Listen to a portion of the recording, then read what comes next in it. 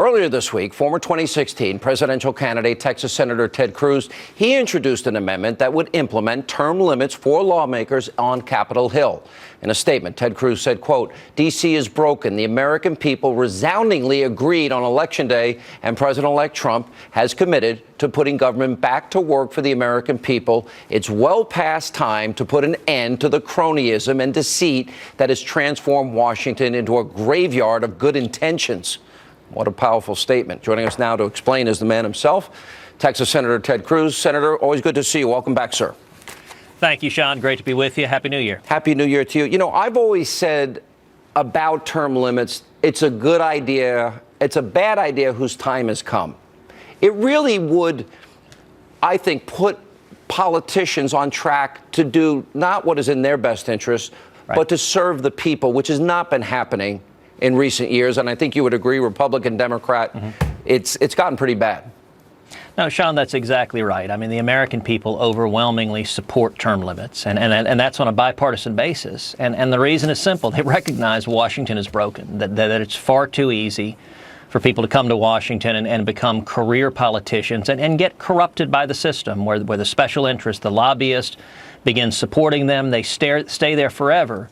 You know, when the framers designed the Constitution, they envisioned citizen legislators who would leave their job for a period of time, leave their businesses, their farms, come to Washington, serve the nation, and then go back. And we don't have that arrangement today. And so it is my hope that one of the first things we'll see Republican majorities in both houses do is take up a constitutional amendment providing term limits, 2 terms for senators, 3 terms for members of the House, and President-elect Trump campaigned on that. It's one of the most effective ways to end the corruption in Washington and to drain the swamp. Yeah, you know, you were one of just a few people that was willing to use your constitutional authority, the power of the purse, as it relates to Obamacare.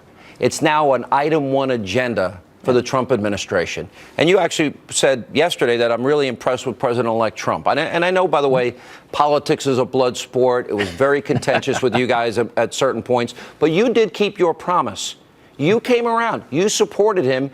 And probably you, more than any other candidate, had the most contentious, exchanges with him. Others didn't. That's an important aspect to remember. But do you feel that he can get these things done where the Republicans were not willing to fight in the past? Well, listen, I certainly hope so. I mean, you're right. It was a vigorous primary, but Donald Trump won the primary, and I'm very glad to say he won the general election. And I was happy to campaign supporting Donald Trump and Mike Pence. You were in Wisconsin, you were in Michigan with Mike Pence, right? Yeah. I mean, went on the road with them, did everything we could to turn out conservatives. And that's what we saw. What we saw on Election Day was an incredible mandate for change. It was the American people saying enough is enough. They're fed up. And Sean, I got to tell you, I'm really optimistic right now. I'm excited because we've been given an historic opportunity, something that doesn't happen very often, which is we've been given control of the White House, of every executive branch of both houses of Congress. And what I think is critical now is that we actually deliver, that we do what we promised. And I have been very, very encouraged by the cabinet appointments that President-elect Trump has put forward. This is an all-star team. These are strong conservatives. You know, I just met a few minutes ago with General Mattis, spent about an hour with him. You want to talk about a serious, clear-eyed leader. Yeah, I like him, yeah. Willing to stand up to radical Islamic terrorism, not bound by the political correctness, the willful blindness of the last 8 years. Talk about something we desperately need. I couldn't be more encouraged. Even though I know you guys became very adversarial during the primary, I actually believe that you can be a very powerful team, especially on Obamacare, defeating radical Islam, border security, repealing and replacing Obamacare, the Supreme Court, which I thought was the #1 issue in this campaign. I think this could be a powerful alliance that maybe nobody predicted at the time. One thing else that I'm really thankful that you came out and said Congress must cut taxpayer funding of the UN for the disgraceful anti-Israeli resolution that the Obama administration, they could have vetoed, and they didn't, and they may have even colluded on.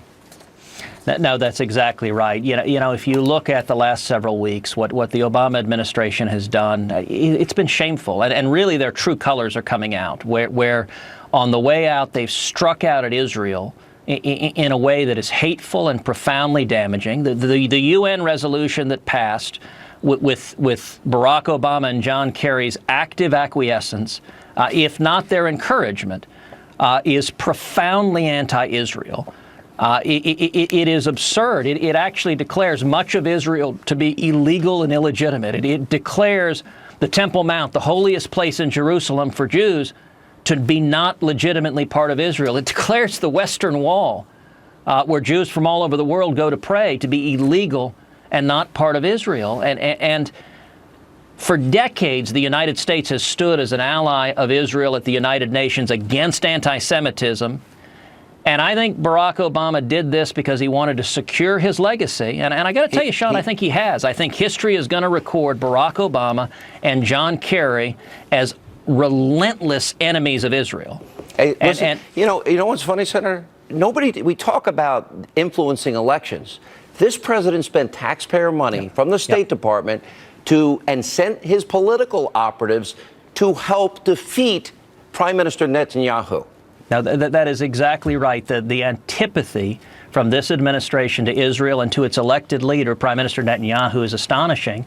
You know, I spoke with Prime Minister Netanyahu a little over a week ago, and I shared with him, despite this disgraceful action at the UN, the American people stand unshakably with the people of Israel. Yeah. And I'm joining with my colleague, Lindsey Graham. You know, Lindsey and I disagree on a lot of issues, but on this issue, we're on the same page. We're joining together, introducing legislation. Good luck with that one. He's not exactly my favorite senator, by the way. You're in the better category. But anyway, Senator, good to see you. And as always, we're going to cut off funding to the UN unless and until they reverse this resolution. And I think we've got a good chance of passing this. Do you know if the president-elect supports that? I would love to see him support that. You know, I'll tell you, we are working very, very closely with the president-elect and the transition team every day. We're working closely with them. That's really good news. All right, Senator, thank you. Good to see you. Happy New Year. Thank you, Sean.